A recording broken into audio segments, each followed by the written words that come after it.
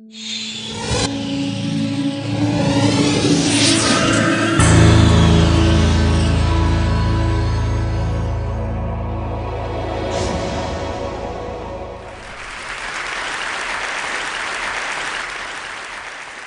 was here 4 years ago, and I remember at the time that the talks weren't put online. I think they were given to TEDsters in a box set of DVDs, which they put on their shelves, where they are now. And actually, Chris called me a week after I'd given my talk and said, "We're going to start putting them online. Could we put yours online?" I said, "Sure." And 4 years later, as he said, it's been seen by it's been downloaded 4 million times. So I suppose you could multiply that by 20 or something to get the number of people who've seen it. And as Chris says, there is a hunger for videos of me. You know.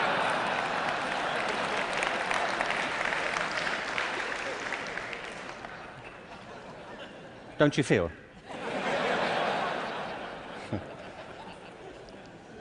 So this whole event has been an elaborate build-up to me doing another one for you, so here it is. Al Gore spoke at the TED conference I spoke at 4 years ago and talked about the climate crisis, and I referenced that at the end of my last talk. So I want to pick up from there, because I only had 18 minutes, frankly. And so as I was saying,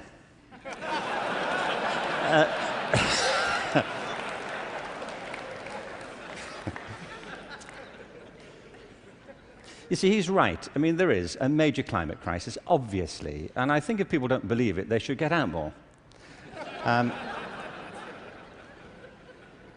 But I believe there's a second climate crisis, which is as severe, which has the same origins, and that we have to deal with the same urgency. And I mean by this, and you may say, by the way, look, I'm good. You know, I have one climate crisis. I don't really need a second one. But this is a crisis of not natural resources, though I believe that's true, but a crisis of human resources.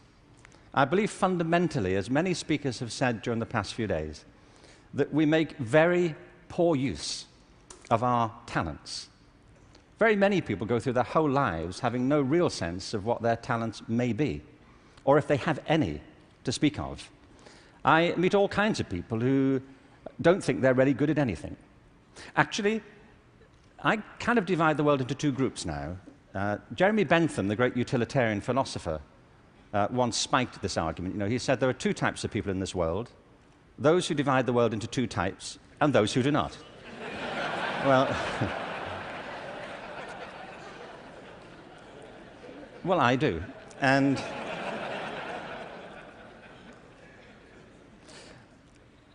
I meet all kinds of people who don't enjoy what they do. They simply go through their lives getting on with it.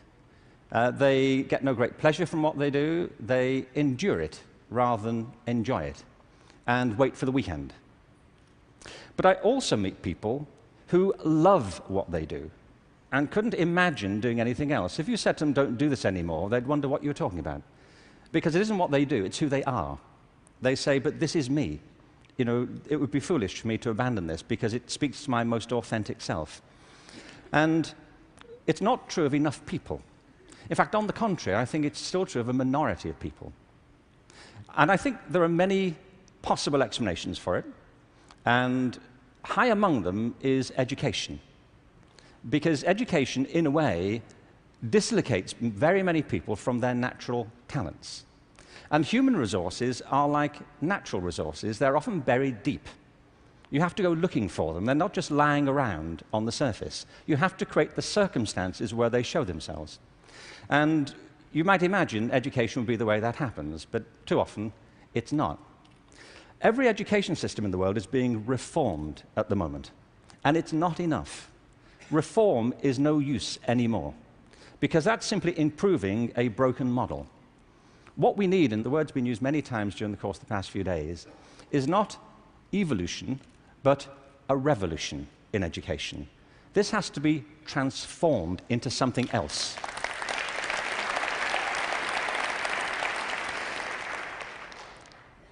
one of the real challenges is to innovate fundamentally in education.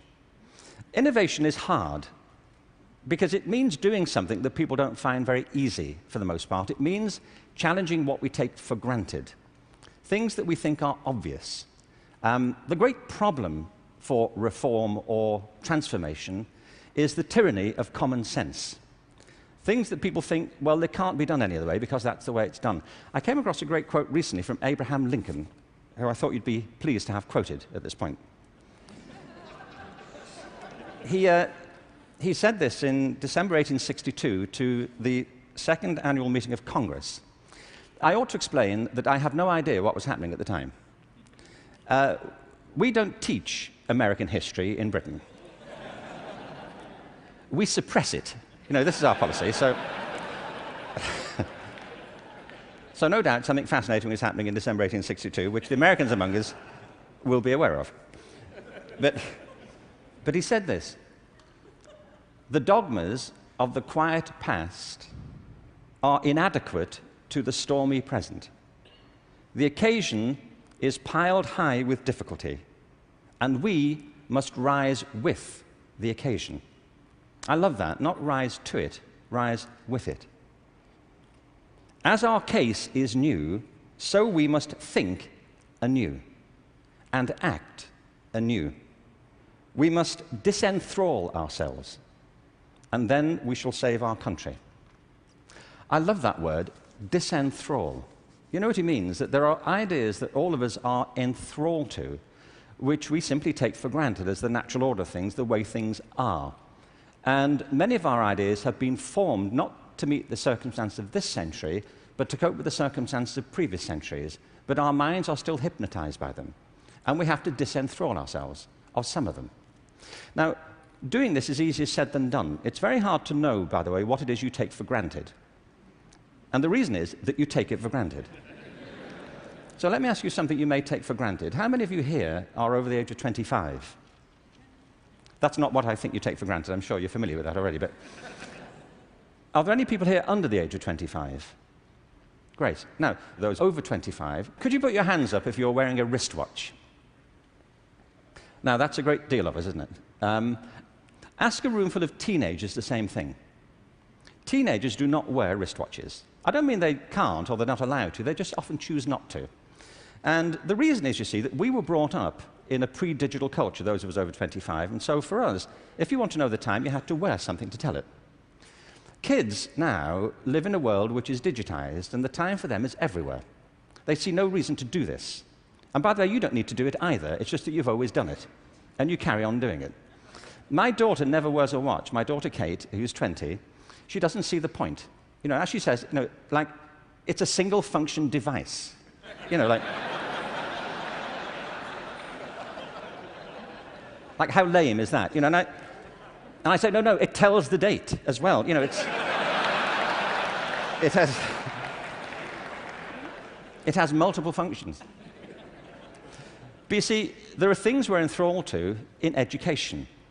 Let me give you a couple of examples. One of them is the idea of linearity. That it starts here, and you go through a track, and if you do everything right, you will end up set for the rest of your life.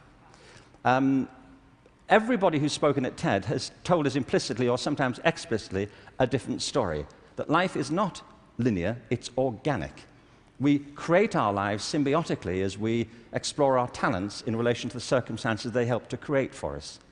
But you know, we have become obsessed with this linear narrative, and probably the pinnacle for education is getting you to college. I think we are obsessed with getting people to college. Certain sorts of college. I don't mean you shouldn't go to college, but not everybody needs to go, and not everybody needs to go now. Maybe they go later, not right away. I was up in San Francisco a while ago doing a book signing. There was this guy buying a book. He was in his 30s, and I said, "What do you do?" And he said, "I'm a fireman." And I said, "How long have you been a fireman?" He said, "Always. I've always been a fireman." And I said, "Well, when did you decide?" He said, "As a kid." He said, "Actually, it was a problem for me at school, because at school, everybody wanted to be a fireman." He said, "But I wanted to be a fireman." You know, and he said, "When I got to the senior year of school, my teachers didn't take it seriously. This one teacher didn't take it seriously." He said, "I was throwing my life away if that's all I chose to do with it. That I should go to college, I should become a professional person, I had great potential, and I was wasting my talent to do that. And he said it was humiliating because he said it in front of the whole class, and I really felt dreadful. But it's what I wanted. And as soon as I left school, I applied to the fire service, and I was accepted. And he said, you know, I was thinking about that guy recently, just a few minutes ago when you were speaking about this teacher. He said, because 6 months ago, I saved his life. He said he was in a car wreck, and I pulled him out, gave him CPR, and I saved his wife's life as well. He said, I think he thinks better of me now.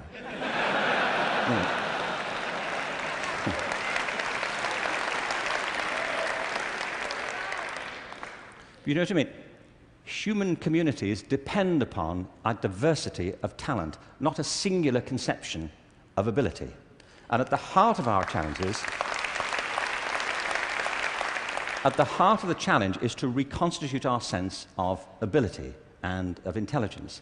This linearity thing is a problem. When I arrived in LA about 9 years ago, I came across a policy statement, very well intentioned, which said college begins in kindergarten. No, it doesn't. It doesn't. If we had time, I could go into this, but we don't. Kindergarten begins in kindergarten. A friend of mine once said, you know, a 3-year-old is not half a 6-year-old.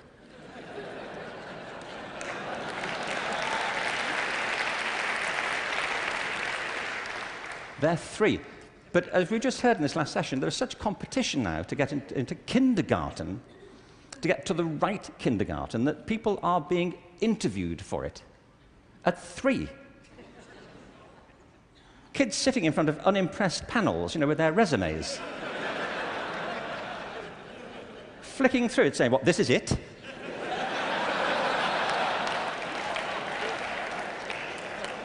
You've been around for 36 months and this is it. You know,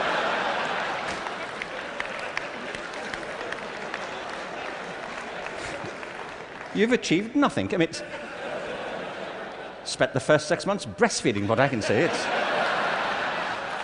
I mean, see, it's outrageous as a conception, but it tracks through. The other big issue is conformity. We have built our education systems on the model of fast food. This is something Jamie Oliver talked about the other day. You know, there are 2 models of quality assurance in catering. One is fast food, where everything is standardized. The other are things like Zagat and Michelin restaurants, where everything is not standardized. They're customized to local circumstances. And we have sold ourselves into a fast food model of education. And it's impoverishing our spirits and our energies as much as fast food is depleting our physical bodies.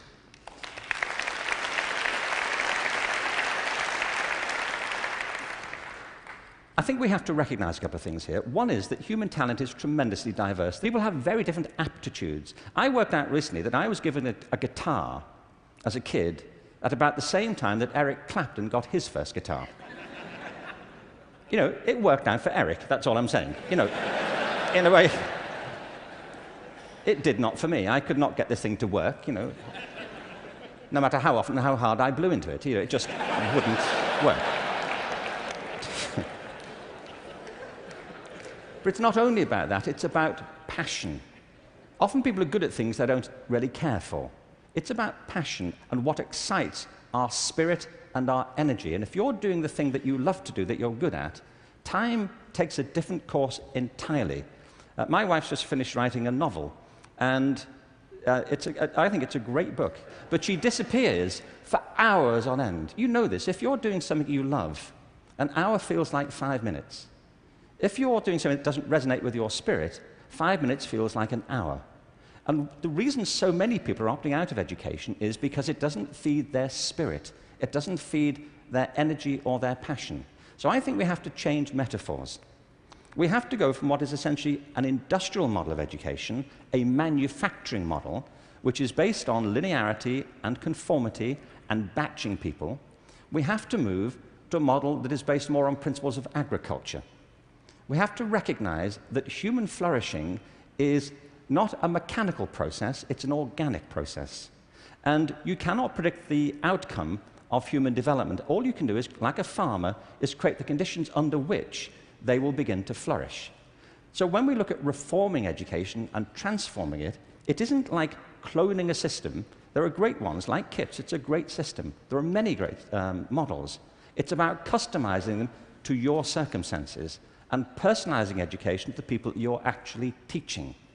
And doing that, I think, is the answer to the future, because it's not about scaling a new solution. It's about creating a movement in education in which people develop their own solutions, but with external support based on a personalized curriculum. Now, in this room, there are people who represent extraordinary resources in business, in multimedia, in the internet.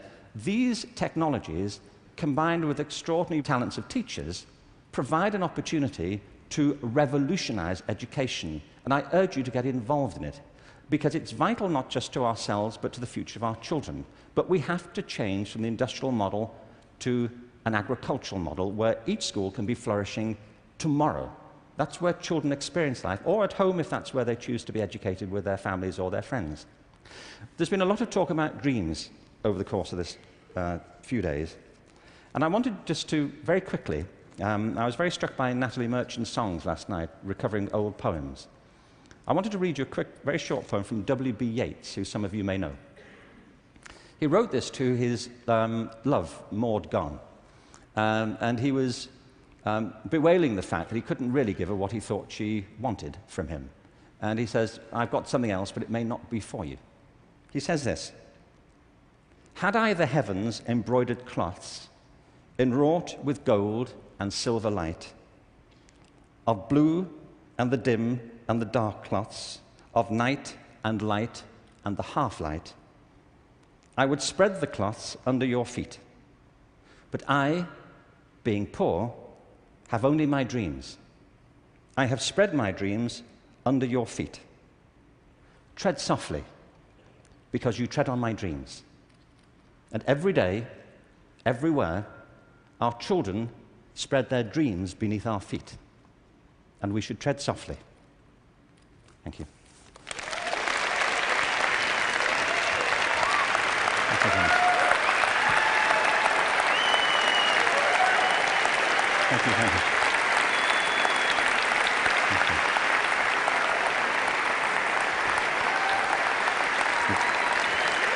Thank you very much.